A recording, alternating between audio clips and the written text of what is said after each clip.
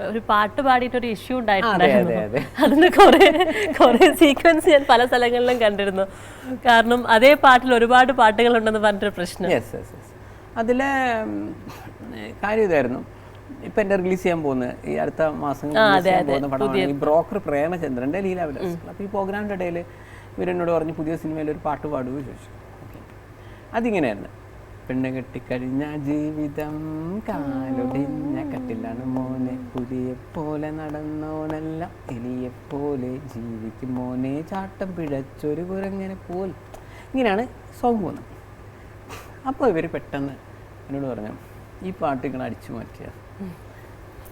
ഞാൻ തുടക്കം എന്നോട് പറഞ്ഞല്ലോ എനിക്ക് എന്ത് ഓരോരോ വെറൈറ്റി ഡിഫറെൻറ്റ് എന്തെങ്കിലും മാത്രമേ നമുക്ക് പിടിച്ചെടുക്കാൻ പറ്റും എന്നും നമ്മൾ. ഞാൻ പറഞ്ഞു നിങ്ങളുടെ മ്യൂസിക് ഡയറക്ടറാണ്, 10 സിനിമയിൽ 10 സോങ് ചെയ്തതിൽ 9 എണ്ണം നിങ്ങളത് നിങ്ങൾ അടിച്ചു മാറ്റിയാലും കുഴപ്പമില്ല, 10 നിങ്ങൾ അടിച്ചു മാറ്റി നിങ്ങൾക്ക് പിടിച്ചെടുക്കാൻ പറ്റില്ല. അത്രയേ ഉള്ളൂ. നിങ്ങളൊരു ഡയറക്ടർ ആണെങ്കിൽ നിങ്ങൾ 10 നിങ്ങൾ കൊറിയൻ സിനിമകൾ അടിച്ചു മാറ്റിയാൽ പിടിച്ചെടുക്കാൻ പറ്റില്ല. ഒരു 5 അതല്ല മറ്റു. അപ്പം നമുക്ക് അങ്ങനെ ഒരു പേര് വീഴും, ഇയാളെന്ന് പറഞ്ഞാൽ എപ്പോഴും അടിച്ചു. അപ്പം ഇത് പറഞ്ഞപ്പോൾ ഞാൻ ഫസ്റ്റ് എനിക്ക് മനസ്സിലായില്ല.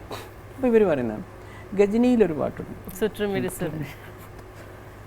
പക്ഷെ ഞാനിങ്ങനെ ആലോചിക്കുന്നത് എൻ്റെ ഒരു സോങ് വെറുതെ കുറച്ചുകൂടി ഫാസ്റ്റാണത്. ഞാൻ പറഞ്ഞ എല്ലാവരും ഒരേ ഇതിൽ തന്നെ ചെയ്യുന്നത്. അപ്പം ഞാൻ പറഞ്ഞ അങ്ങനെ ആ പാട്ട് എത്ര ഇതല്ലേ ഈ താളത്തിലല്ലേ വരുന്നത്, എത്ര ഫാസ്റ്റാണ് വരുന്നത്.